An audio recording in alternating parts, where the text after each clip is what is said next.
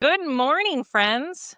Sometimes the road takes you home, not to a place, but to peace within ourselves. Today's conversation is about that journey, the one that takes us to face loss, let go of old identities, and find purpose again in the quiet spaces that follow. Our guest today is Mark Connor. He knows that journey well.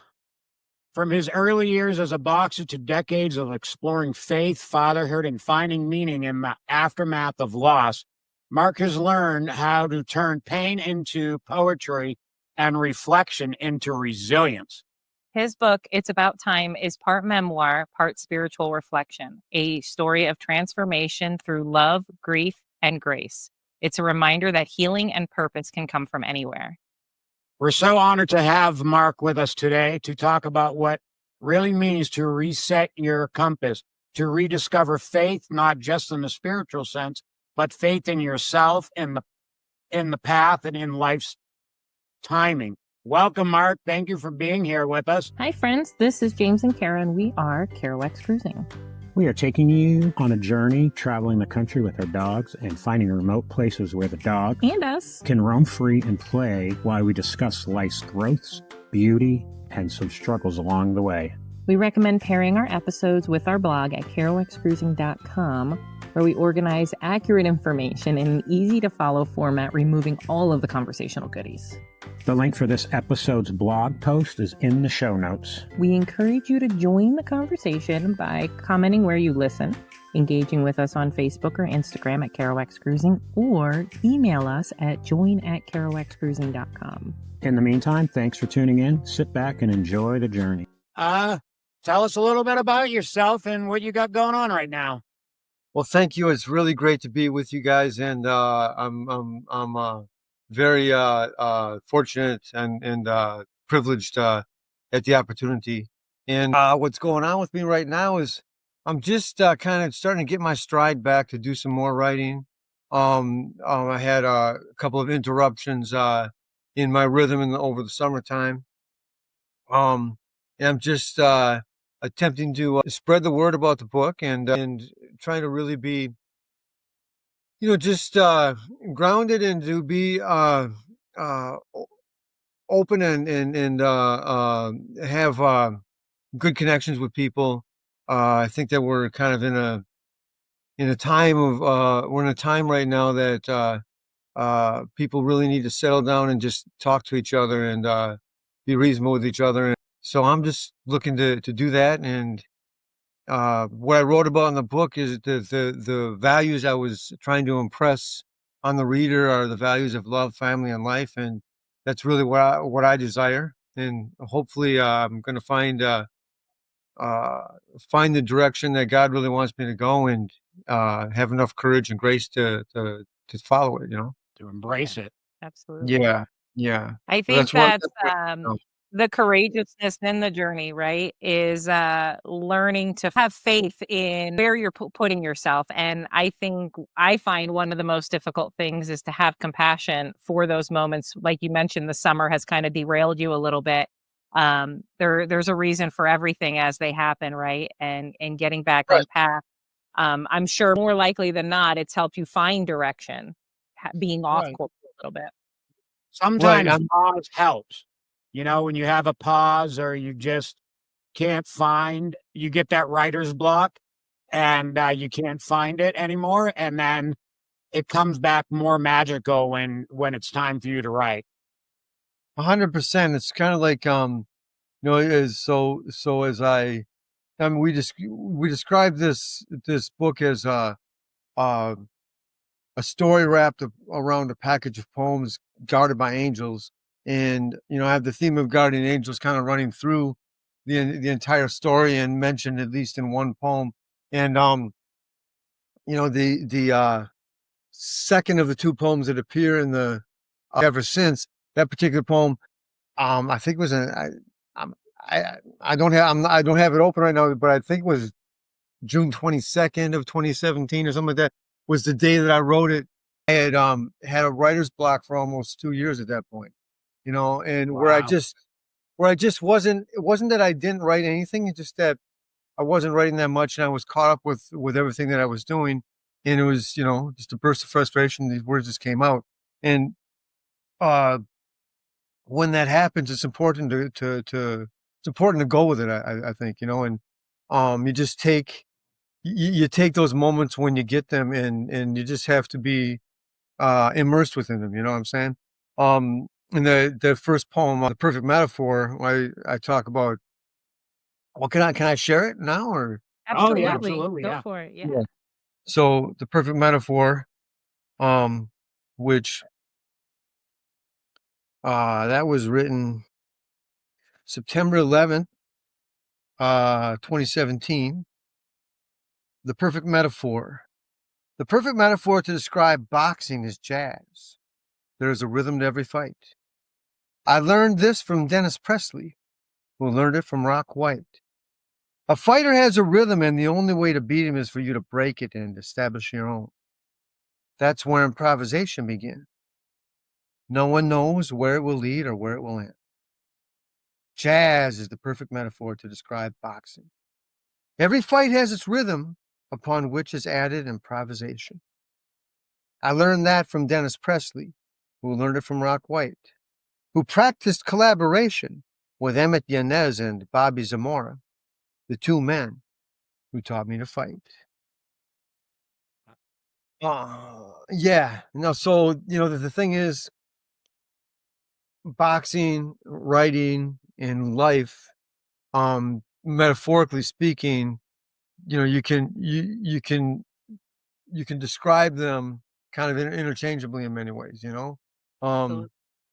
Life is often a fight, and it's not just a fight it's not necessarily a fight with other people, though it seems like it sometimes. It becomes a fight within oneself to figure out exactly how to live and how to be closer to our creator, which is, the only that's where we come from, that's where we're going to return. But uh, there's a rhythm in life, there's a rhythm in conversation, there's a rhythm in boxing. So, in boxing, the Dennis Presley, the last trainer I had, he trained my teammate Will Grigsby to the IBF Junior Flyweight Championship of the World, and he was a real genius when it came to boxing, how to explain uh, uh, how it's done, with body mechanics and everything. And he's the guy who told me you have to break a guy's rhythm to beat him. And you got a certain rhythm, the way you're moving, the way you're dancing, the way you're throwing your punches. And when you get into that rhythm of doing that, if you are able to do it and to the way you want to do it, then you're having control of the fight. So the opponent's going to try to break your rhythm, or you're going to try to break his rhythm. Whoever's controlling the rhythm of the fight is the one who's going to win the fight, and it changes back and forth sometimes. That's the improvisation part that I'm talking about, metaphorically speaking. The similarity of being a boxer and actually boxing, as a profession, or as one skill, is the same, metaphorically, as writing, in the sense that the practice of writing is a monastic kind of a practice. You have to sit and do it every day. You have to get the momentum of it and everything, and you have to live that kind of life. Just like, getting up in the morning to run. So you got to get to bed early, get up in the morning to run, and to have the right diet and everything, and do the right exercises, and be in the gym every night, and so forth. Especially if you're working, going to school, you're not a professional and training all day, then, you gotta get the rest of life taken care of, then get down there and do that every day at the gym. It's the same kind of thing with writing. And the other similarity I find with it is in the style of language, the formation of words and sentences and everything. My style of writing is very much conversational. It's a lot like the way that I talk. Um, but there's certain kind of musical quality to language, and I can even sometimes see a word spelled out as I'm saying it. I don't necessarily consciously do it all the time, because I like consciously concentrate on it. I get lost in it, but some people are visual and some people aren't visual. It just and those who are not visual have a gift or a skill of something else that's done differently. But so those are the similarities I see in it. As far as the boxing and the writing is concerned. Absolutely. I love that. And just even reflecting on that poem. I mean, I had read it, but then hearing you speak it again, it's like it gave it a life. Oh, you gave it life when you Yeah, read it. You exactly. really do. Exactly. And I love the metaphor between boxing and jazz and really for life, because when you consider, I feel like we have found that life gets so much easier when you fall into the flow of it rather than fighting the rhythm of it. It seems like it's so much more pleasant when you kind of just slide into the natural rhythm and the ebbs and flows that life's going to give you, because it's going to happen no matter what, right?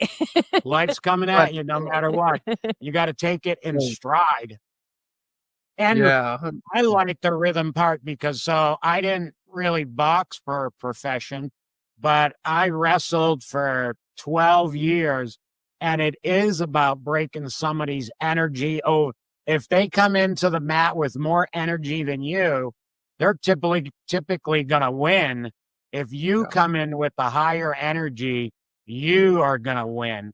And it took me a few years to realize that, because sometimes I would let my mood interfere with my wrestling match, and I would come in low energy and not give it my all, and I would lose. But anytime that I had my energy high and high on life, I came in with dominance and I prevailed and won them matches. So I can't exactly put it together, and we just wrote and published our first book, which was a collaborative book. And so we only wrote a chapter. So I haven't had the opportunity to write a whole book. Just writing one chapter is very difficult. And I couldn't imagine being able to concentrate and put your thoughts Oh, on that's paper self-reflection. for a whole book.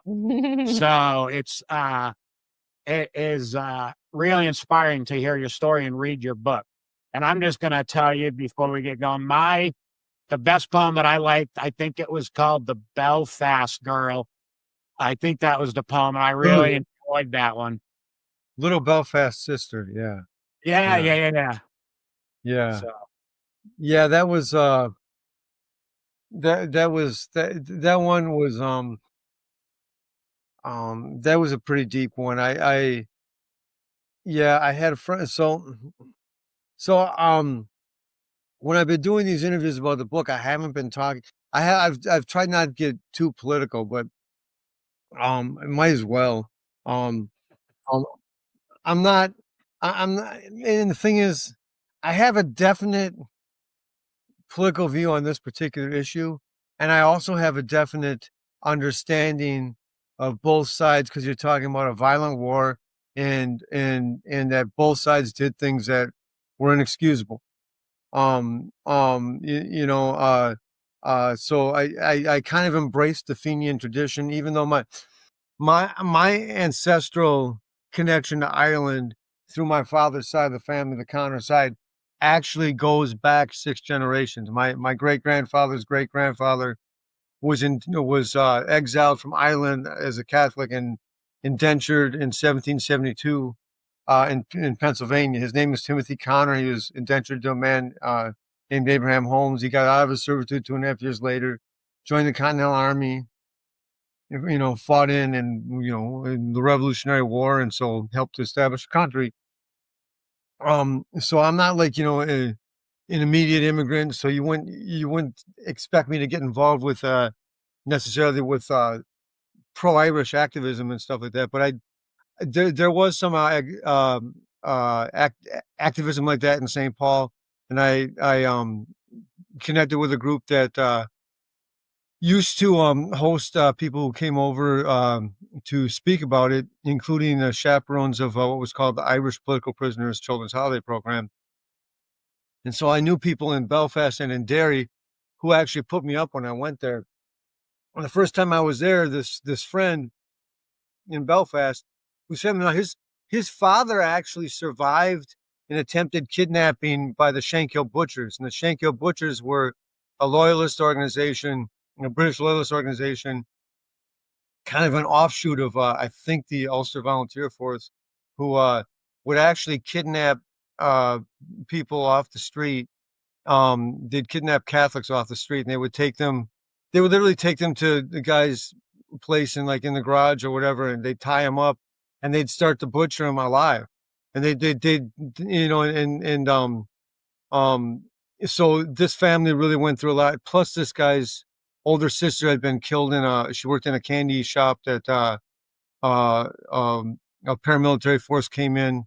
The loyalist paramilitary force came in and just gunned her down. So they'd been through a lot.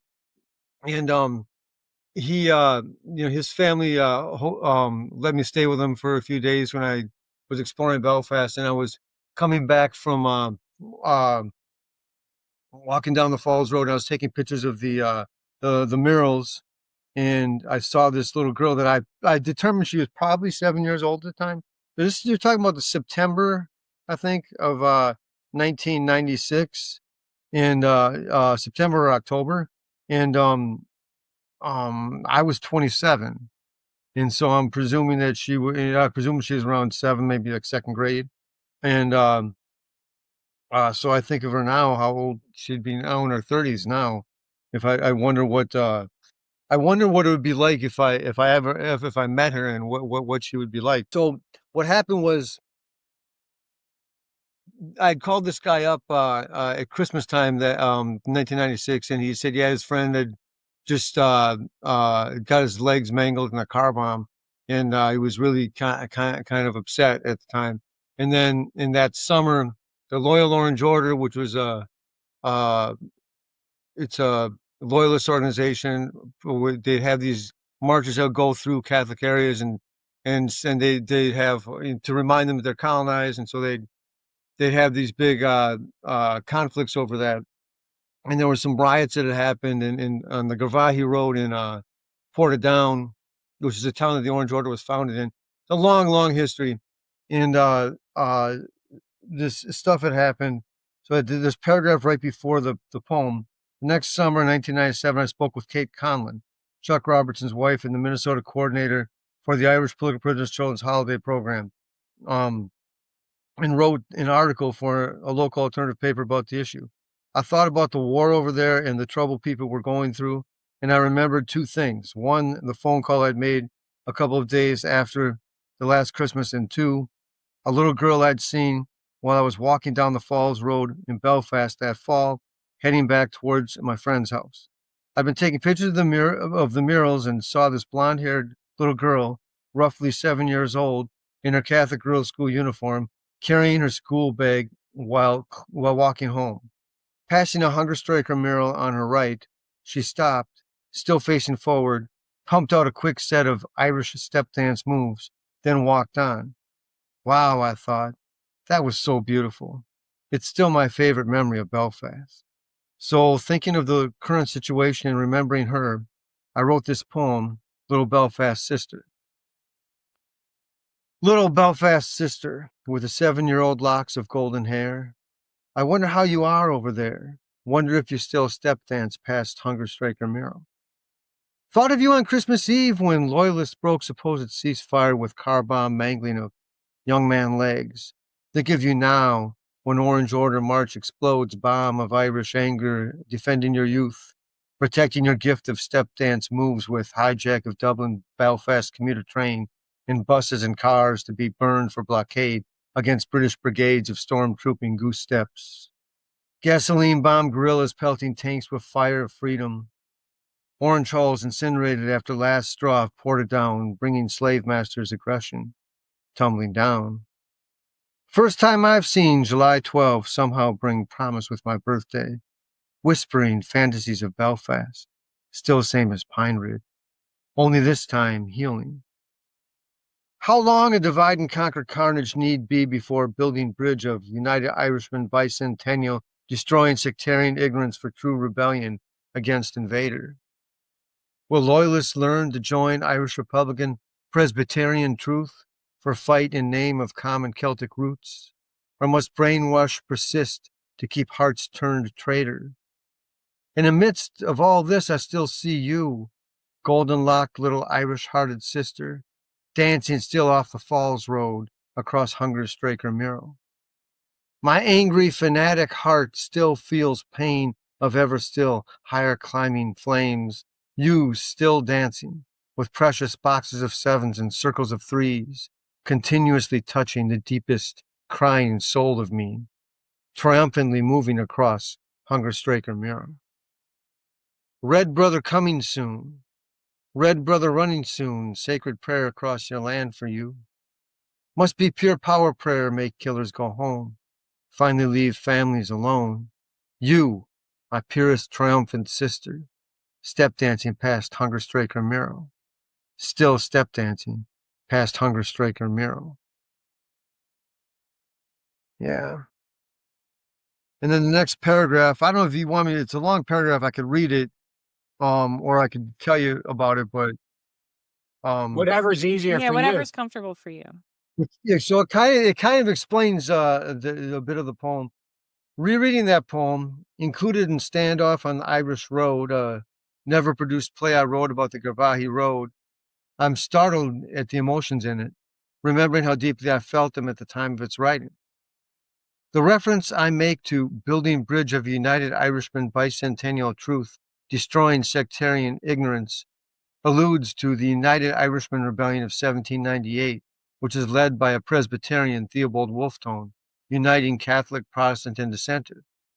After that rebellion was defeated, the Loyal Orange Order, which was founded 3 years earlier in 1795 only for Anglicans of the upper class, opened membership to other Protestants, wedging a divide between Catholics and Protestants over the next 200 years. One lyrical influence of the poem was music from Black 47, an Irish folk rock band led by Irish immigrant Larry Kerwin.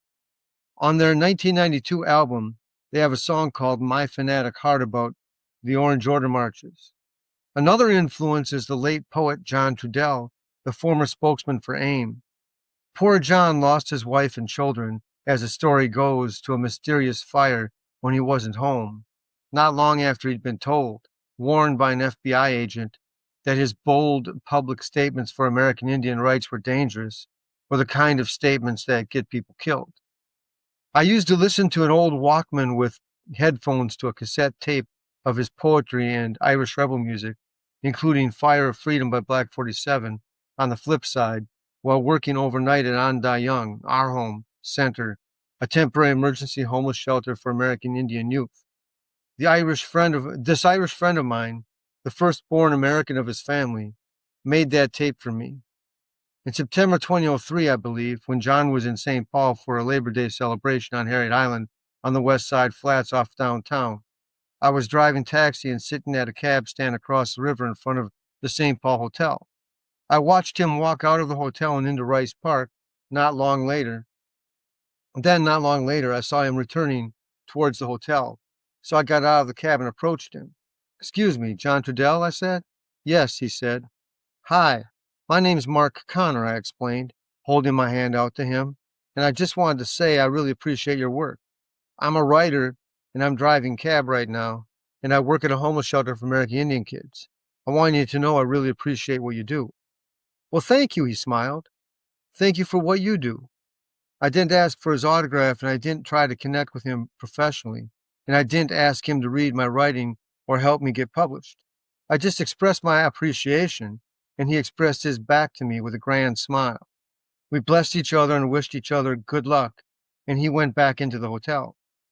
A day earlier, I'd met philosopher and political activist Cornel West on Harriet Island at that Labor Day celebration, and he thanked me for what I do and encouraged me to continue doing it. At this point in my life, it's obvious that West and I passionately disagree on many social, moral issues, but I find his friendship with his colleague, Princeton law professor and Catholic civil rights advocate Robert George, to be the kind of example of the respect and national solidarity I hope we can return to in our country, presuming it has, at least points of temporary synchronicity, existed before. Little Belfast Sister signifies the love that holds people together, rooted in family, held in common across cultures, flaring in anger when pressured over time, while restricted by the suffocating confines of conquest. Similarity in suffering yields understanding and sympathy. So AIM members who practice the sacred runs, which are religiously ceremonial relay runs across large masses of land, praying for peace and justice, came to Ireland for a sacred run at that time. That was the reference I made to Red Brother Coming Soon in the poem. I read that poem in front of a crowd in Dublin once in 1998, but a few weeks before that, I recited a different one instead because a man I worked with, who was from a unionist area outside Belfast, was present and I didn't want to cause hostility. I also got the chance to place it in the hand of Bernadette Sands McKevitt, little sister of Bobby Sands, and a founding member of the 32 County Sovereignty Committee at Cumann na Múinteoir, the Teachers Club, in Dublin after she spoke against the Good Friday Agreement. I have read it in St. Paul and in Minneapolis in public, once at Kieran's Irish Pub in Minneapolis, getting mixed reactions. At Kieran's, most of the small crowd seemed receptive to it, but the hostess of the open mic mocked it, confirming the range of reaction to be expected of such a poem. My poetry has been more well received at the Dubliner in St. Paul. So that's kind of a long explanation of the poem and what it's about, but it also gives a little bit of background of a lot of what went into this book and a lot of the influences of my life, biographically speaking. Like I was involved at that time. So in 1995, this Irish American poet who lives in Minneapolis named Kevin O'Rourke, he got his sobriety, I guess, in like the 1980s, and he was taken down to Rosebud Reservation in South Dakota to the Sundance ceremony, and he, got involved with the Sundance, became a Sundancer. He's got some Native background in him, I believe, but he's not, he's certainly not an enrolled member or anything like that. But he's been involved with the American Indian community, the urban Indian community in Minneapolis for a long time. And he took me to the Sundance in 1995, and I came back the next year. I met this guy named Eric Keast. He's a Canadian Ojibwe from Red Lake, Ontario, and he was working at that shelter on Dayung. And he's a guy who painted this beautiful cover. Nice. And he's a really trippy artist, man. There's really cool stuff in there. It's an hourglass. And there are actually 4 hourglasses in there. But so with people who don't want to buy this book, if you don't even get around to reading it, you can spend time just gazing at this wonderful. Judge a book by its cover. There's kind of an Irish cultural kind of a revival kind of happening in the United States in the 80s and 90s, and had a solidarity with Native American Indians, and so there's kind of crossover there. So that's kind of what got me involved with that community and learning about their traditions and everything. And the really interesting thing is that I ended up going to 7 Sundances in a town called Kyle in Pine Ridge, the Pine Ridge Reservation. I learned a lot, but kind of my acceptance of the American Indian kind of religious understanding was very much based on the fact that I'm Catholic and understanding that it's not the same thing, but I can see a truth in there. And it was my understanding of God that is really based on my understanding and history of growing up as a Catholic and being taught of the nature of God in that way. So I think it's interesting, and you being a relation of Kerouac, Jack Kerouac had an influence on me, and I kind of admired his exploration of other traditions, and also his re-embrace of the faith at the end. And the cool thing about working at Andayang in that community is I was expected as an employee to respect the traditions of the indigenous nations and the spiritual approach to life, but I wasn't expected to embrace it and believe it. But I wasn't discouraged from it either, and I could participate in ceremonies and everything. and just be respectful of the elders and of those who knew what was going on. And the second thing was I wasn't discouraged from being a Catholic either. I wasn't no. So when at the time I was working at that place, doing the overnight position on the weekends, and at that time is when I kind of had my re-embrace of the Catholic faith. And so a lot of the book I'm talking about that and my belief was happening with my father when he died and what's gonna, and praying for him and everything. Um I wasn't announcing to everyone, "Hey, I'm going to mass again," and stuff like that, but it wasn't like I felt pressure like, "Oh man, don't do that," being criticized or anything like that. So that was there's a real gift, I'd say. Yeah. Well, I think what we miss in the Americas is embracing all religion And really the world. yeah, in the world, embracing all religion and spirituality, uh, and coming together and understanding that it's a choice that everybody has, whether to be Catholic, Protestant, Christian, whatever you believe should be okay.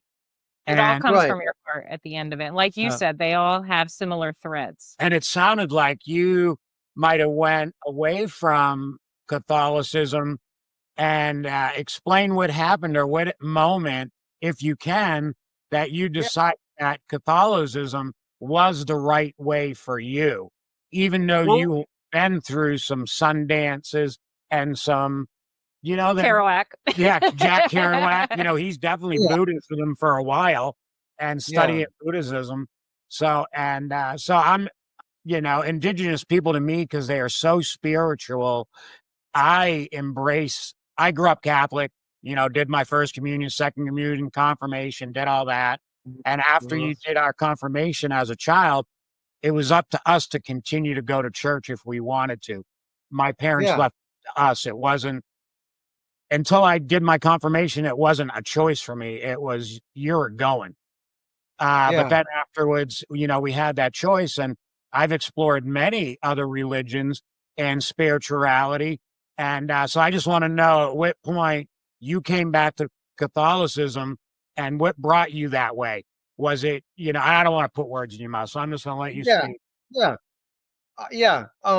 I had, it's a really interesting thing because we all have our own, um, we have our own experiences and we on our own ways of perceiving things and so we can't really be inside someone else's head and say this and understand, oh, this is how, and experience like I can't actually experience what you're experiencing as the person that you are.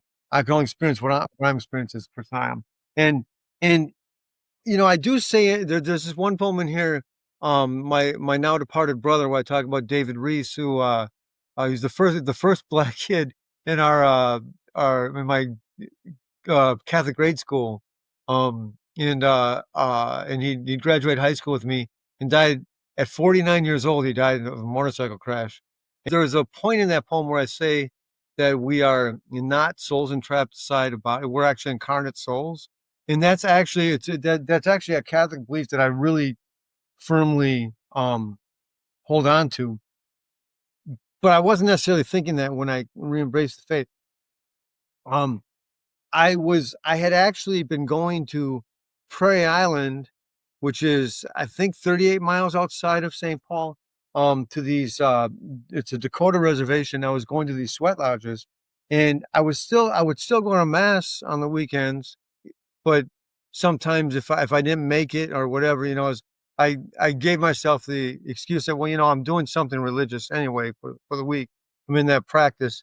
There were a couple occasions, like in my maybe late 20s, early 30s, where I stopped going to mass altogether for a while, and I'd kind of really embraced this Lakota way, and part of it was, I'm not an American Indian, and and I don't, and there's something very specific to these practices that is specific to these people, but the other thing was, um, that I didn't.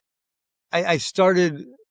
I had been on call at on the young, and then I started to I needed the money. I needed to work there more regularly. So I started doing their weekend overnights, and it would be Friday, Saturday, and Sunday from 11 p.m. till 8 a.m. in the morning, awake. And 38 miles away in Prairie Island, between 10 o'clock and 11 o'clock is when they were going to go into the sweat lodge. So there's no way to be back to going to work um, at, uh, at 11 o'clock in St. Paul. So I was not making it. And I started telling myself, I have to do something every week that's, that I've got to give something to God every week. I got to do something religiously. And the practice I had growing up with was going to mass.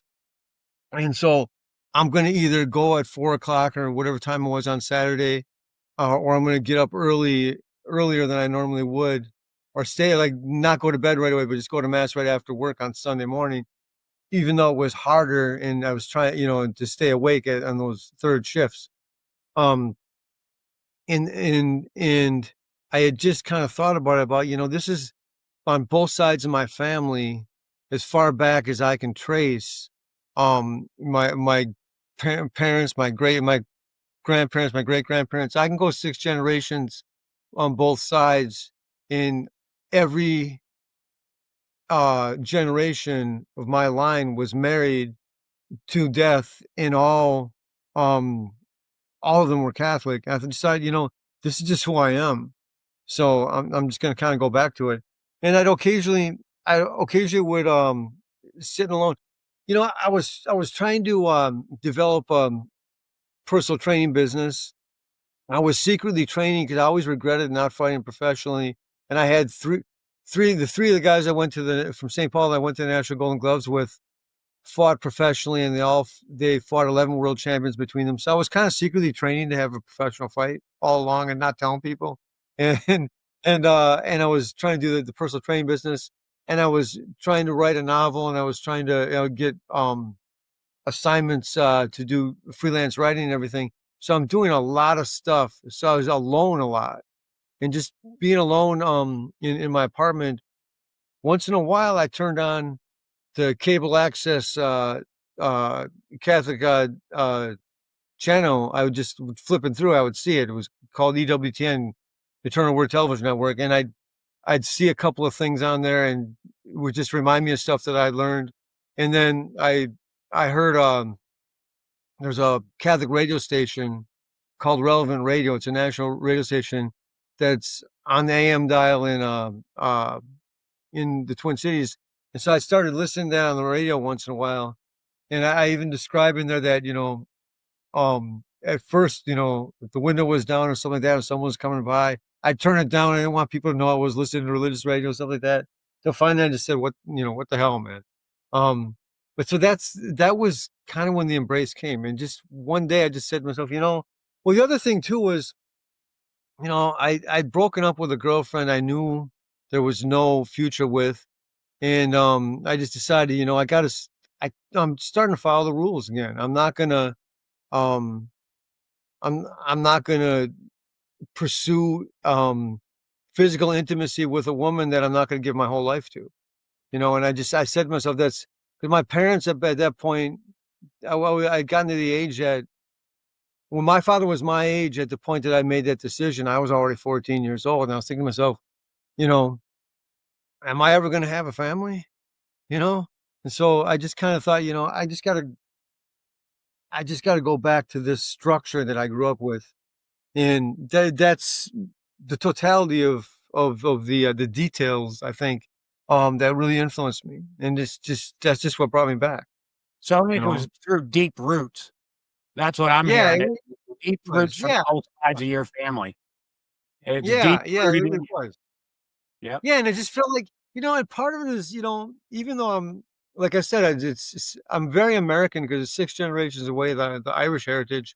That's the one heritage of my mixture that I embrace the most, and it's also my last name. Um, I felt like that big part of that identity is being Catholic, but then again, if you go to look at Ireland right now, it's not necessarily so anymore, but um, it just just historically speaking, just what felt like this is who I am. And, I'm not going to be embarrassed about it because I don't have any disrespect to anyone else. And I don't want anyone, I don't want to force anything on anyone. And another thing about religious freedom, um, the thing about uh, Catholicism, which the word Catholic means universal, so it's universal Christianity. The point of Christianity is that God is love, and that God loves us. If God loves us, He must respect our freedom. He can't force us to love Him. Make that Amen to decision, that. and that's why religious freedom is necessary. The one thing, and it's a difficult thing it's a difficult being a Christian is not an easy thing, it's a hard thing. And one of the hardest parts about it is that God is humble. And part of the humility is you can't force it on anyone. And I think that that's one of the it's an ambivalence I have.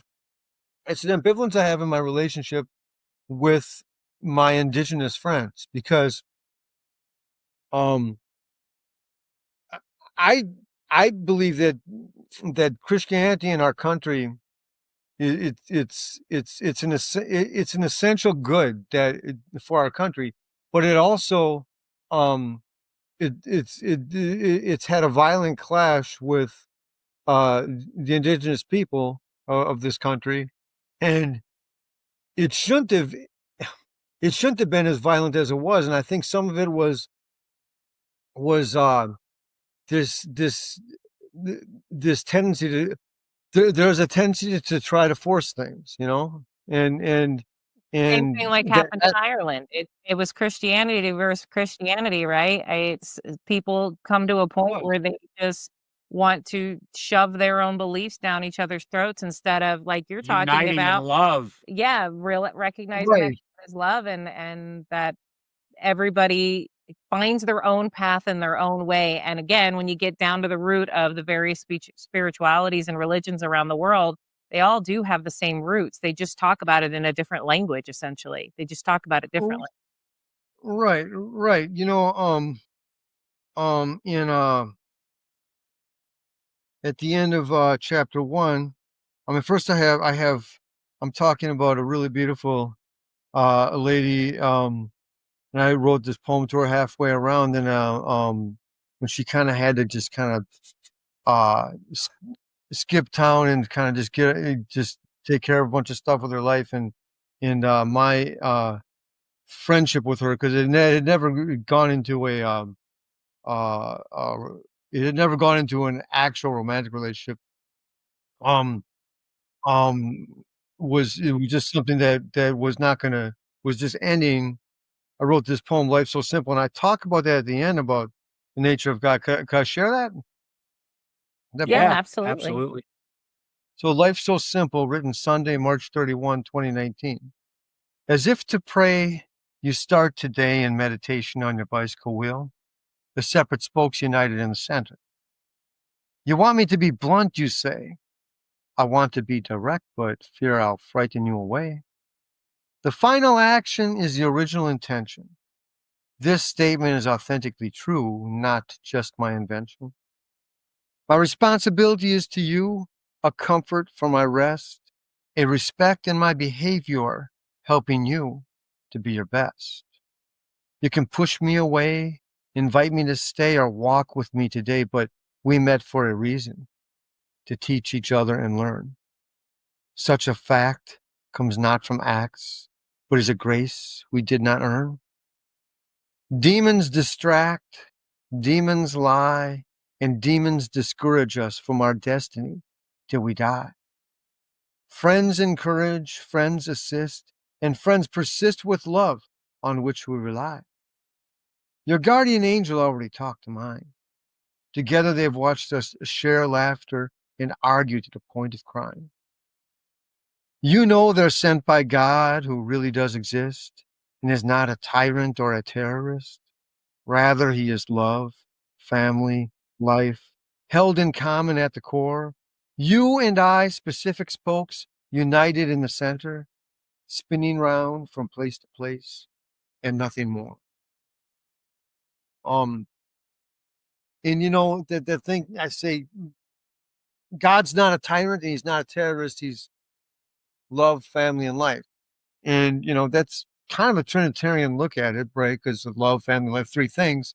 Um, but I look at this understanding of God is the Trinity, and then the second person coming through a woman into the Blessed Virgin Mary into the world and becoming human.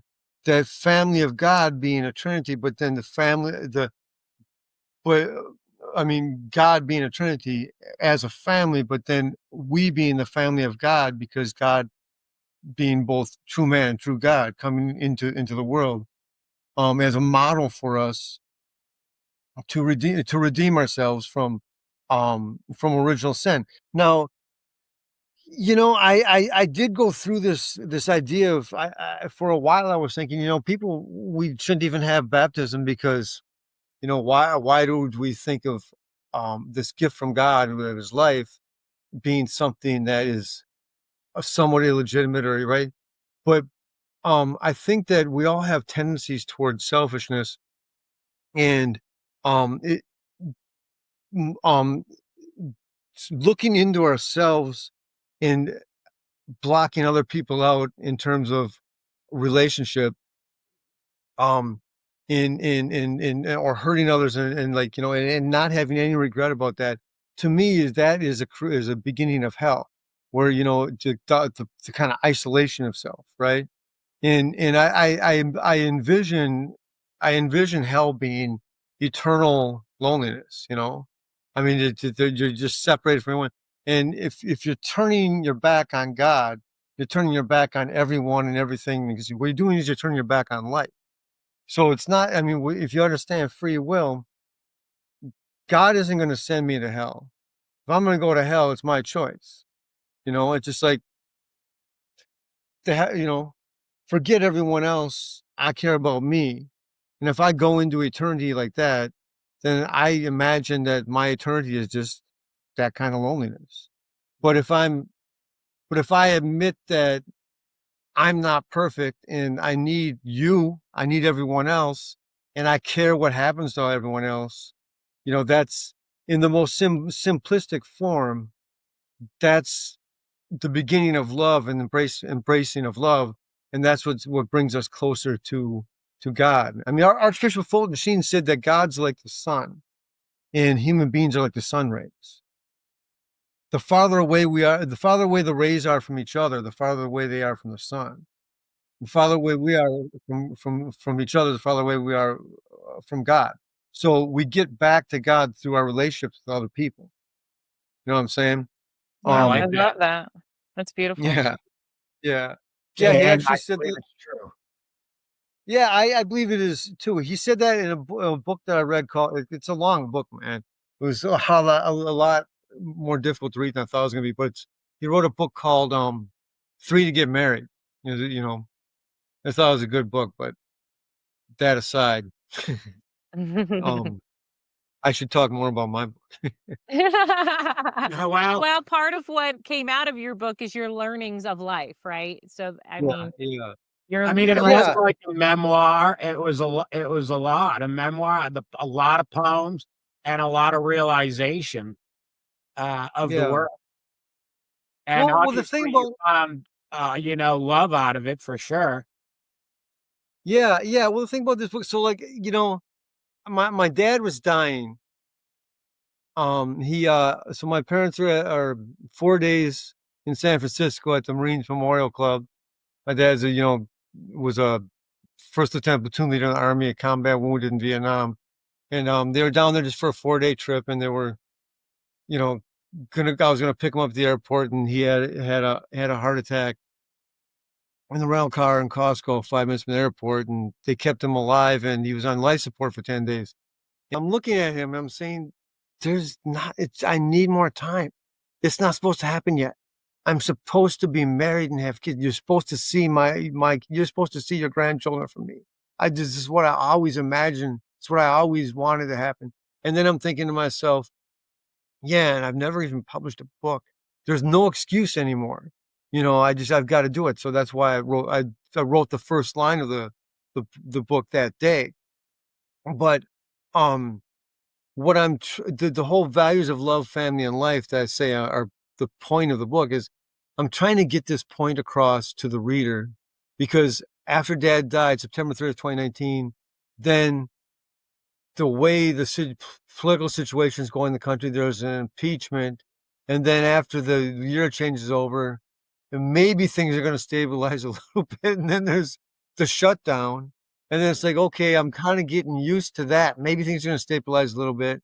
And then there's what happened with George Floyd, and then people are protesting it, and all of a sudden there are these riots, and I'm living right in the center of where it happened. I'm living in St. Paul. So I say early in the book, I'm a product of a mixed marriage. Dad grew up across the street from St. Columba in the Midway neighborhood of St. Paul. Mom's from the Holy Rosary Parish in Minneapolis. Or I'm St. Paul, Minneapolis, a mixed marriage. But I'm a true Twin Cityan, right? And Darwin Strong, who was the husband of the executive director, Gabby Strong of Onda Young, when I worked there, and had taken me to those Sundances in Kyle, South Dakota, in Pine Ridge, sent me a message a day or so after the police precinct was burnt down. McGeezy Community Center, a newly opened community center, Native American across the street, had gotten burnt down along with the post office. And so a guy named Mike Gozy, another elder in the community, was putting out a call for people to protect Native American buildings, where I go help protect buildings. So I was with an American Indian Movement, AIM Patrol, around South Minneapolis, protecting these buildings and everything. And and you've read the book, so there's some description there. I didn't say this detail, but at the house, Dad was gone, but there's the gun safe. I could have gone in and gotten a rifle and everything, but my mom would have seen it, so I didn't do that. She'd asked me, don't bring your gun with you. I had a pistol in my pocket, and the other guys were standing in front of buildings with guns, and I was looking around and seeing all the buildings burnt down and everything, and I felt like we're in the middle of a war right now. And I don't think we should be in a war right now, not internally in our country. And I have sympathies with both points of view from the different factions in our country right now. And I wanted to write something that expressed these values that I believe are enduring and that are important for our country. And I want our country to stay together. And I have this value of family. I do believe in marriage, and that everyone has a mother and a father, and that you are connected. Like, I'm a combination of my parents. We're all a combination of our parents. And the closer that we can be together as family, the better we are. And so that's kind of what I'm expressing in a lot of this. In that poem, Life's So Simple, that's to a woman that is a very beautiful person.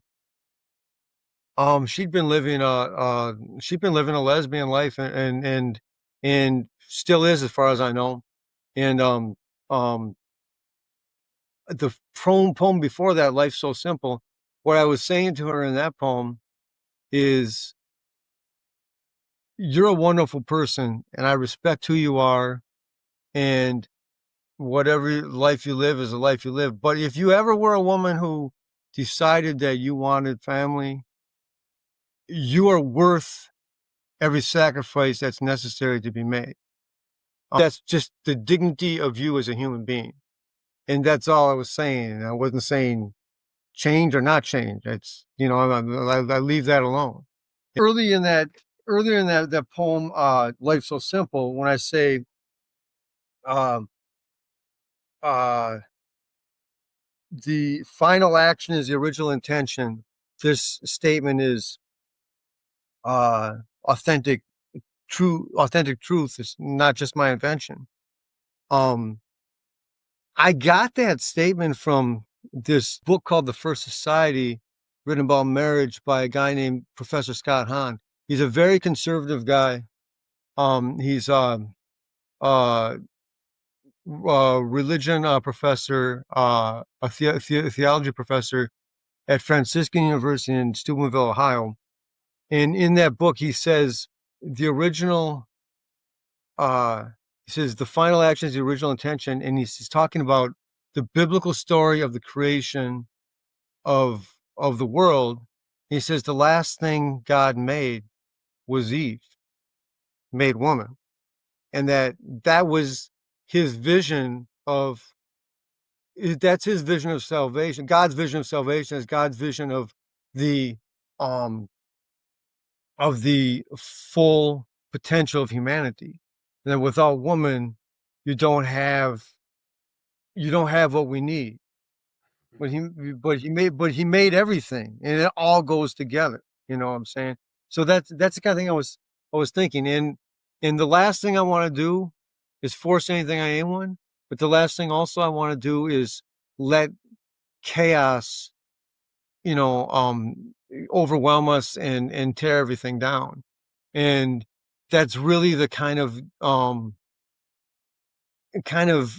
desperation or angst that was in me when I wrote the book, along with just mourning my father and kind of a frustration of not having gotten to the point in my life where I've expressed myself and established myself as as a writer, as a writer and as a boxing trainer, just to fully have those two things be the only things that I have to do to kind of make my living and make my life. And who knows? I mean, like I'm 56. I might find a woman young enough to have kids with me, and I might not. And whatever happens, you know, there's something there is a will of God that I think it's important for me to try to find and embrace and follow.